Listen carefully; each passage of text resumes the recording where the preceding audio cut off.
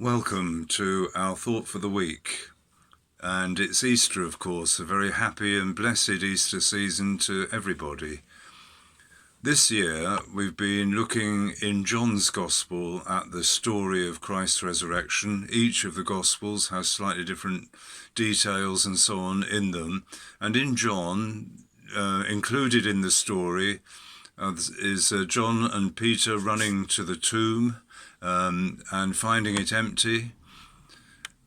Peter dashing in ahead of John and seeing the linen cloths lying.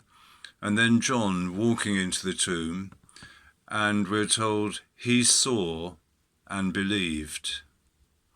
And also in John's account, the story of Mary Magdalene outside the tomb weeping.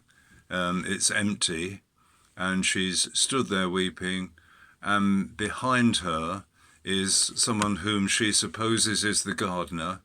And she turns to him and says, if you've taken away my Lord, please tell me where he is so that I can recover him.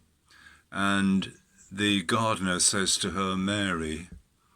And she then recognizes through that tender address that it's Jesus himself who's speaking to her.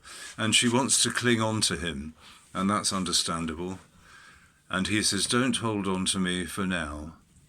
Now, these are momentous bits of the story in John, but actually, when we say Christ is risen, he is risen, alleluia, it's for our whole lifetime and beyond, an invitation to keep questioning deeply and joyfully what the Easter mystery means.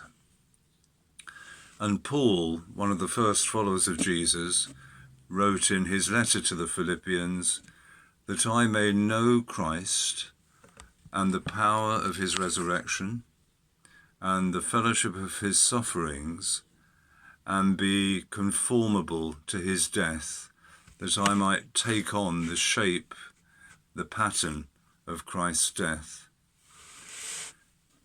The power of his resurrection.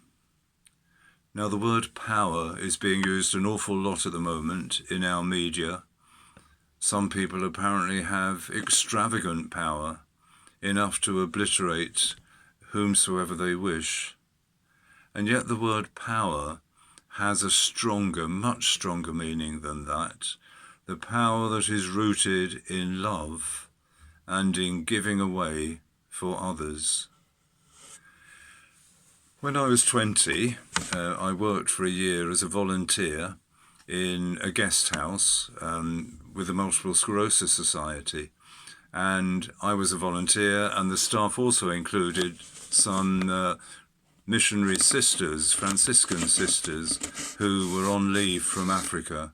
And I was working with one of them, Sister Anna Maria, and we were cleaning the dining room floor on this particular occasion.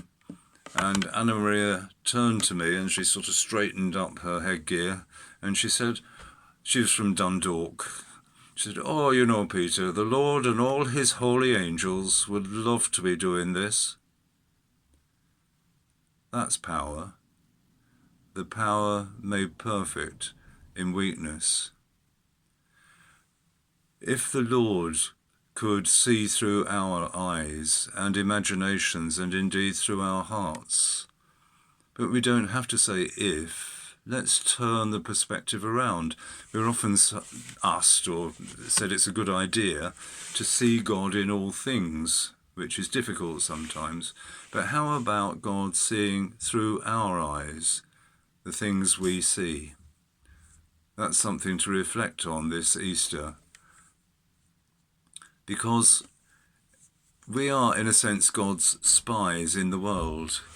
Lear says to Cordelia in King Lear, the play, let us take upon us the mystery of things as if we were God's spies. Or put in another way by St. Teresa of Avila, Christ has no body but yours, no hands, no feet on earth but yours. Yours are the eyes with which he looks compassion on this world. A happy Easter.